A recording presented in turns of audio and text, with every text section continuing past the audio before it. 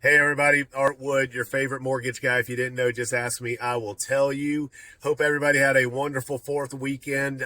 Just getting rolling today, but there's a lot of stuff to talk about. We had a jobs report come out on Thursday. Now, normally they come out on the first Friday, but because July 4th was a Friday, it came out on the Thursday. And it actually came in above expectations yet again. Everything else keeps coming in terrible for employment except for this BLS jobs report. It came in at 147 jobs created versus 110,000 that were expected. Now, you probably, if those of you that watch my videos know that they always seem to reduce those month after month after month. I guess like next month it'll go down, whatever.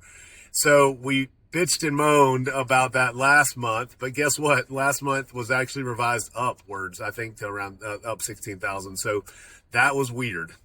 That was just weird, but it is what it is. But the BLS jobs report, which is the jobs report that most folks pay attention to, actually is doing well, but it's the only thing. ADP came out earlier last week and showed negative 33,000 jobs. So there's just a lot of stuff. If you dig into it, they got you scratching your head, make you go, But that is neither here nor there for you or me, other than the fact that it negatively impacts mortgage rates. We actually got down middle of last week on the 10-year Treasury down to 4.19, and we're sitting at 4.39 today. So rates have effectively almost gone up a quarter of a point in the last week, let's just say 5 days. So that is what it is. The other thing to talk about is the One Big Beautiful Bill Act was passed last week. And really the reaction to the market, in the market, has actually been fairly muted.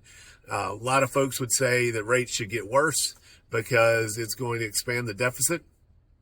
But then there's a lot of folks on the other side that say, well, growth will have us come out, we'll get us out of that deficit. We'll actually not be as deep in the deficit because of growth.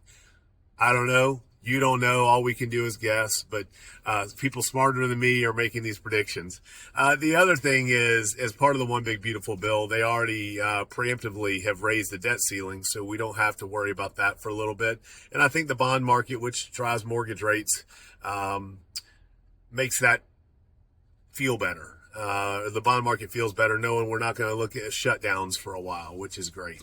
Now, for the thing that whether you are a Republican, Democrat, whatever, the one thing that the couple of things that this does for homeowners is it locks in the mortgage interest deduction.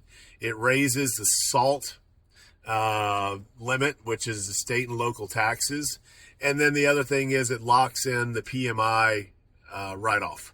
So these things were all temporary and weren't permanent, and they had been debated for a while. So as homeowners, again, I don't care which way you fall on the political aisle.